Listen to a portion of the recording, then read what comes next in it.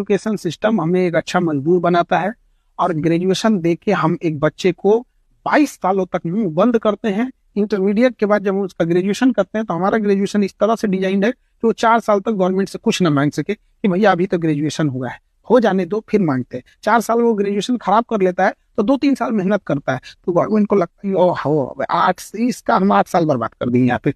एक बात बताइए, जो ये झोंझ बीए करके निकल रहा है एकदम भेड़ की तरह, ऐसा लग रहा है कि जैसे अब खान सर बात कर रहे हैं। हाँ एकदम अब किसी को ये बात खराब लग जाती है, हमारा कहना है कि लगे खराब, हम खराबे लगने के लिए बोलते हैं। क्योंकि जब तक कुछ चीजें होती है ना, तकलीफ भी बहुत बड़ा मोटिवेशन होता है। माँ बाप हम लोग को बोलते हैं कि भाग जा कहीं से, कई बार माँ बाप डांटे होंगे, किसी के माँ बाप इतना जिद्दा मर जा कहीं, ऐसा थोड़ी होता है कि माँ बाप चाह रहे हैं कि मर जाओ। सही।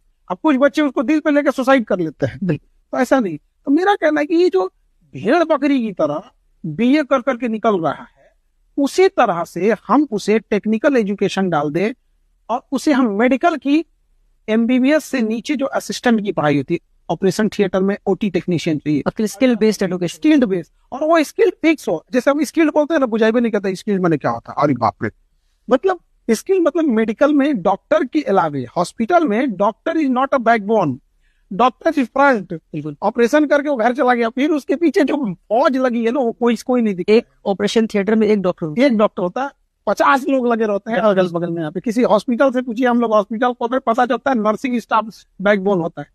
आज अगर किसी सड़क पे एक्सीडेंट हो जाए तो उसको भीड़ ऐसे देखेगा, अरे तरीका कपार फूट गया और उसमें 50-20 गो मिलेगा, कोई बीए किया है, कोई बीकॉम किया है, कोई एक ना हैंडी प्लस साट सकता है, ना बैंडेज मार सकता है। क्योंकि हमने ना भेड़ बकरी की तरह कॉलेज खोल के अल्ले बीए करो, बाबर का लड़का हुमायूं सीढ़ी पे से ढह के मर गया, गिर गया तो सीढ़ी पे, लाइब्रेरी पे फिसला गया, मर गया। लेकिन मैं कह रहा हूँ बाबर और हुमायूं का नाम क्यों लिया आपने? हिस्ट्री ना मेडिवल वहीं से चालू हो जा रही है। अच्छा, आजकल तो चर्चा में भी है। ठीक है तो अगर वहां पे हम अपने एजुकेशन सिस्टम में स्किल्ड बेस दिए होते तो हो सकता था कोई उसमें उसका अगर खून बह रहा है तो स्टिच लगाना जानता हो, एटलीस्ट फर्स्ट एड जानता हो, 100 एक्सीडेंट में 10 को भी बचा सकता हो। एक नॉर्मल प्लेन स्टडी, तो ये एक कमी हुआ। एक कमी। इनोवेशन बेस्ड कुछ है ही नहीं है इसमें। आज देखिए इनोवेशन कुछ नहीं है, इनोवेशन कहाँ से करिएगा? तो हमें लगता है कि स्कूल चेंज कर देंगे तो इनोवेशन करने लिए टीचर भी चाहिए। जिस टीचर ने इनोवेशन किया है ना, वो कभी भी अपने बच्चे को ही नहीं कहेगा कि इनोवेशन मत करो। लेकिन अगर हम खुद ही इनोवेशन, हम फेसबुक चलाना नहीं जानते, हम किसी बच्चा को कहेंगे क्या जानता है, चलाना ही नहीं जानते। तो हम जो चाहते हैं वो हो सके। इसके अलावा हम कंपटीशन वाले बच्चों को पढ़ाते हैं। हम करोड़ों बच्चों को हम बता सकते हैं हिंदुस्तान में कम से कम 20 करोड़ ऐसे बच्चे होंगे, 20 करोड़, जो बच्चे बहुत ही ज्यादा टैलेंटेड हैं, लेकिन कंपटीशन इतना टफ कर दिया गया है बिना मतलब की, सीटें लिमिटेड है, कि वो जो एग्जाम की जरूरत जितनी थी उससे 10 गुना ज्यादा उससे क्वेश्चन पूछा जा रहा है, और ये फ्रस्ट्रेट होकर उसकी पढ़ाई छोड़ रहा है। ऐसी व्यवस्था होनी चाहिए जहां वो स्किल सीख सके। सही। जहां उसे लगे कि नहीं, हम ये टेक्निक सीख लेंगे तो हमारा कुछ गुजारा हो जाएगा।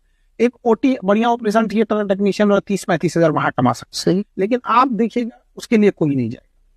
बहुत सारी ऐसी चीजें, केवल ये नहीं है, कंस्ट्रक्शन साइड हो गया। आज भी देखिए जो मजदूर है, मिस्त्री आप लेके आइएगा, उससे पूछेगा कहाँ सीखे थे, स्कूल, बल्कि सिविल इंजीनियरिंग करने के बाद मिलेगा, सिविल इंजीनियर मिलेगा, लेकिन उसके नीचे जो काम कर रहा है वो नहीं मिलेगा। तो कहाँ सिविल इंजीनियर जो है वो डिग्री लेने के बाद आके मजदूर से काम सीखता है, वहां से सीखता है। बिल्कुल एग्जैक्टली। और हमारे यहाँ का सिविल इंजीनियर बिहार का और खतरनाक, धाए पुल गिराता है